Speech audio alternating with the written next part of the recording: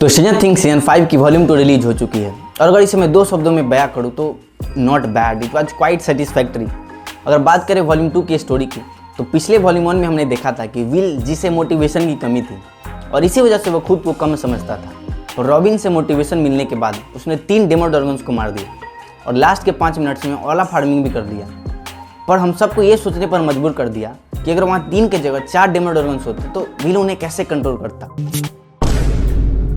तो इन्हीं कुछ शर्तों के साथ विल हमें वॉल्यूम 2 में भी ओरा फार्मिंग करता हुआ नजर आ रहा है और विल अब इतना कैपेबल हो चुका है कि वो अपसाइड डाउन में भी किसी को कंट्रोल कर सकता है और ओरा फार्मिंग की इस रेस में अब माइक की मम्मी भी शामिल हो चुकी है।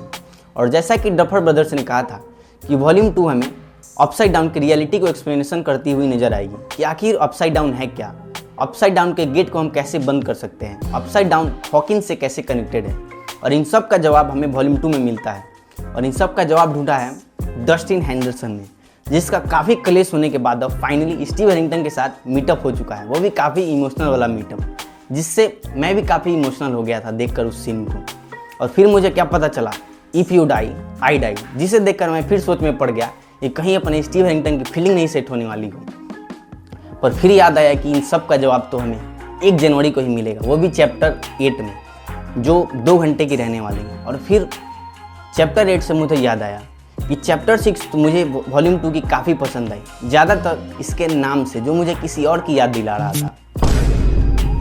वॉल्यूम 2 की जो मुझे सबसे अच्छी बातें लगी वो थी अपनी बैडी एडी का, जिसके मुंह से हमेशा कुछ अच्छे शब्द ही निकलते हैं, उसका स्क्रीन टाइम, जिससे वॉल्यूम 1 से अब काफ़ी अच्छा स्क्रीन टाइम मिला है और इसी वजह से हमें कुछ अच्छे शब्द वापस से सुनने को मिले।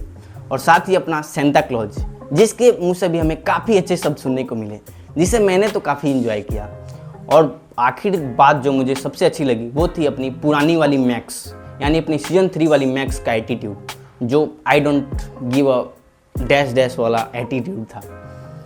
इसी के साथ अगर बात करें वॉल्यूम 2 की कुछ डिसअपॉइंटमेंट्स की जो मुझे लगी तो वो थी, पहली थी वो वेकना की बेइज्जती। मतलब वेकना को अब कोई भी बजाकर चला जा रहा है। पहले तो अपनी मैक्स जो वेकना को मिडल फिंगर दिखा रही है और फिर यहाँ तक कि अपना डेरिक, डिलाइटफुल डेरिक, जो अब हरामी डेरिक बन चुका है, वो भी वेकना की बजा रहा है। मतलब वेकना ऐसा बन चुका है जो वेकना पहले सबकी बजाता था, वे अब सब वेकना की बजा रहे हैं, जिससे मुझे काफ़ी डिसअपॉइंटमेंट लगा कि वॉल्यूम 2 में वेकना मुझे काफ़ी ऑनेस्टली काफ़ी कमज़ोर नज़र आया। आई होप कि वॉल्यूम 3 में हमें वेकना ऐसा कुछ कमज़ोर नज़र नहीं आया।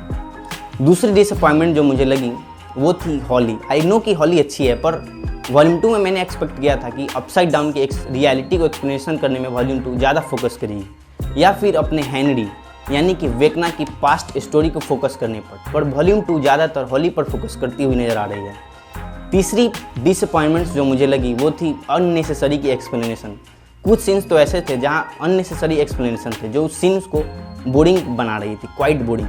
जैसे एक सीन था मैक्स का, जब उसे गेट नज़र आ रहा था फिर भी उसके अंदर जाने के बजाय वो फालतू के अननेसेसरी एक्सप्लेनेशन दे रही थी और हमारी यहाँ फटी फटी थी कहीं वेकना ना आ जाए। और फाइनली और आखिरी डिसअपॉइंटमेंट जो मुझे लगी वो थी काली की कैरेक्टर। आई नो कि मैं रेसिस्ट हो रहा हूँ, पर मैं रेसिस्ट नहीं हूँ क्योंकि उसका नाम ही वैसा है। तो काली की कैरेक्टर जैसे वॉल्यूम 1 में वापस से अपीयर हुई थी तो मुझे लगा था कि वो वेकना को एल से लड़ने में मदद करेगी, पर हुआ उसका उल्टा ही। वो हाथ धोकर मेरी तरह एल के पीछे पड़ गई। I don't know why, but मैं उसे हेट करने लगा हूँ क्योंकि वो एल के पीछे पड़ गई है, जिसके पीछे कभी मैं पड़ा रहता था, वैसे मैं भी अभी पड़ा हुआ हूँ। तो बाकी इसके बात करें अगर वॉल्यूम 2 के विजुअल्स की तो वो काफ़ी कमाल के थे। और इसी के साथ चैप्टर 7 यानी वॉल्यूम 2 की चैप्टर 7 कुछ मिस्ट्री को छोड़ कर जाती है कि आखिर उस बॉक्स में ऐसा था क्या, जिस वजह से वेकना अभी तक उस बॉक्स से डरता है। लेकिन मैं उस मिस्ट्री को अनफोल्ड कर चुका हूँ कि आखिर उस बॉक्स में था क्या। तो उस बॉक्स में था टेसरेक्ट। क्या तुमने सही सुना? अगर तुमने गौर किया होगा तो वो बॉक्स वही था, लोकी वाला टेसरेक्ट। और वेकना उसे यूज करने से इसलिए डरता था क्योंकि अगर वेकना ने उसे यूज किया तो टीवी वाले उससे पकड़ कर ले जाएंगे और वेकना की अच्छे से खातिरदारी करेंगे, और वेकना ये खातिरदारी नहीं चाहता टीवी से, इसलिए वेकना उसे यूज करने में डरता है। बाकी ये तो थे मेरे अननेसेसरी के एक्सप्लेनेशन। और हाल ही मुझे सूत्रों से पता चला है कि Vecna will return in Avenger Doomsday. So ये तो थे मेरे जीनियस ओपिनियंस उस बॉक्स में आखिर ऐसा था क्या। बाकी तुम कमेंट्स में अपनी राय जरूर बताना कि तुम्हें क्या लगता है कि आखिर उस बॉक्स में ऐसा था क्या जिसकी वजह से विकना अब तक उस बॉक्स से डरता है। और तुम्हारे लिए एक और सवाल है मेरे पास कि अगर विकना का मीटअप अपनी बैडी एडी का या फिर अपना सेंटा क्लॉज से हो जाए तो क्या हो सकता है विकना का? क्या विकना को अपनी साउंड की ज़रूरत पड़ेगी जिसकी वजह से वो भागेगा या फिर नहीं? So that's all. मिलते हैं किसी अगले वीडियो में, तब तक के लिए बाय।